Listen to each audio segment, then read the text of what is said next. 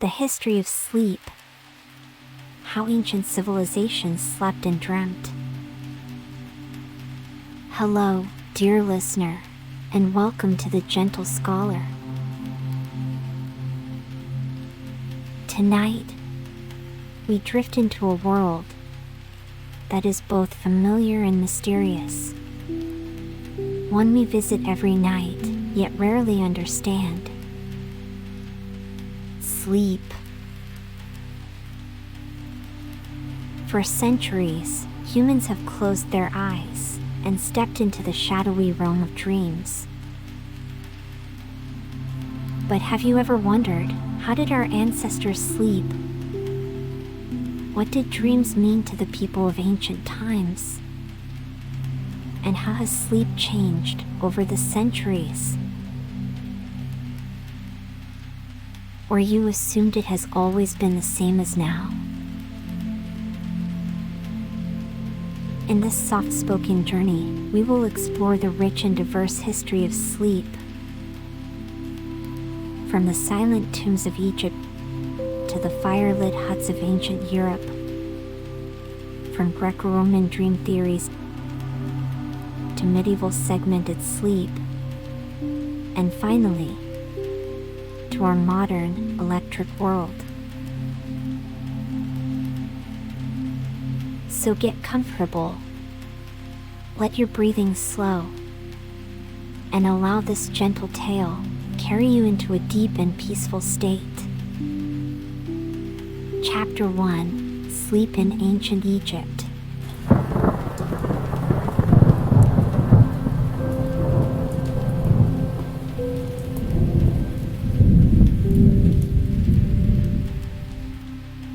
In the land of pyramids and pharaohs, the ancient Egyptians saw sleep as more than rest. It was a bridge between the physical world and the spiritual realm. They believed that during sleep, the Ka, the vital essence, leaves the body and roams freely, connecting with ancestors or even gods. Dreams were messages from the divine, and priests trained in dream interpretation would translate them. Temples had special chambers called dream incubation rooms, where people slept on sacred beds in hopes of receiving guidance. Sleep was sacred, and dreams were divine. Chapter 2: Sleep in Ancient Greece and Rome.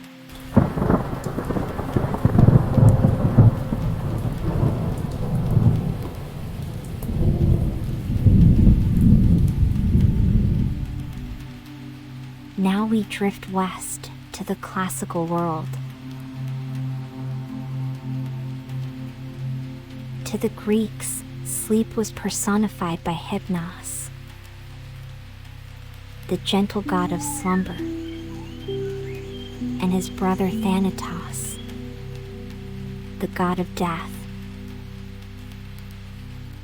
Their connection was intimate, for sleep was considered a temporary death, a rest from the burdens of life. The philosopher Hippocrates believed that sleep was vital for the body to heal. Aristotle wrote about how dreams might reflect the workings of the soul. In Rome, wealthy citizens often had separate bedrooms for daytime naps, siestas, and sleep was segmented across the day and night. Dreams were taken seriously, especially in political and military matters. A general might delay war after a troubling vision. Sleep restores, dreams reveal. Chapter 3: The Middle Ages and the Two Sleeps.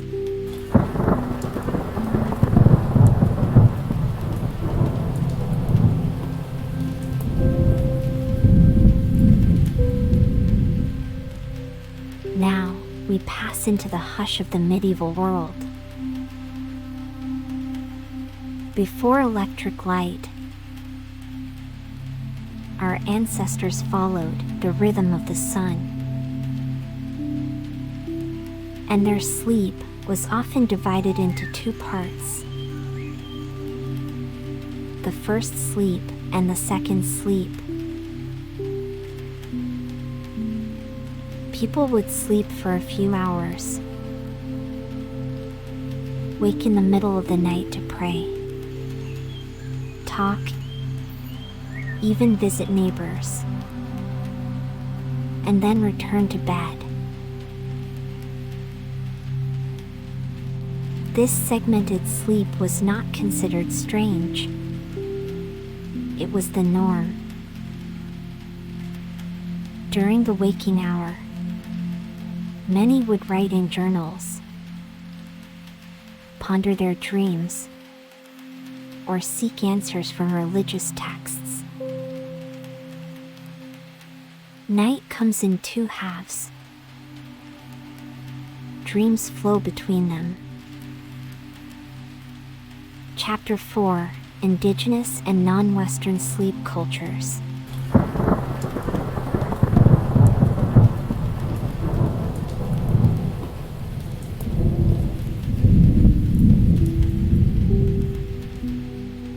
Not all societies followed the same patterns. In many Indigenous Australian communities, dreams are deeply embedded in the spiritual concept of dream time, a sacred period where ancestral spirits shape the world. Dreams are not just reflections, they are real experiences. In some African and South American cultures, sleeping was communal. People would talk freely during the night, waking and dozing as needed. Sleep in these cultures was fluid, flexible, communal. Sleep is not one thing. It adapts. Chapter 5: The Industrial Revolution and the Loss of Natural Sleep.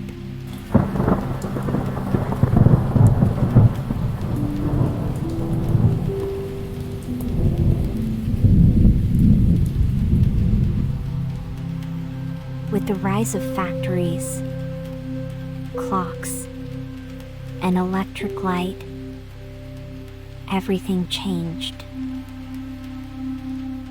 Work shifts demanded regular hours. Candles and oil lamps gave way to gaslight, and then to bulbs that mimicked the sun. Suddenly, the long, segmented nights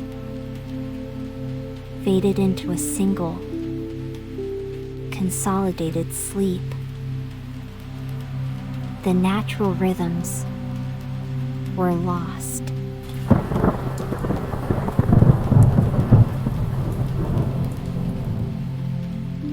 Night became compressed. Sleep, once sacred, became functional.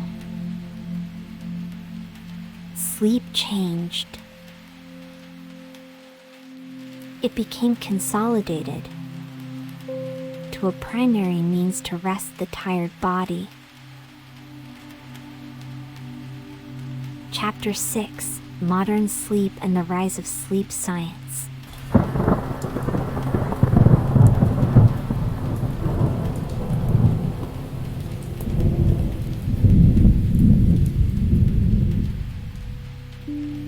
Today, we live in a world of blue light and endless stimulation. Yet sleep still calls us patiently. Sleep science now tells us what Hippocrates suspected. Rest is essential to memory, healing, and emotion. Dreams, once thought mystical, are now studied in labs. But even with brain scans and data, their wonder very much remains. Sleep has returned to the spotlight, not just as a necessity, but as a path to healing. Sleep is healing. Dreams still whisper. Final reflection.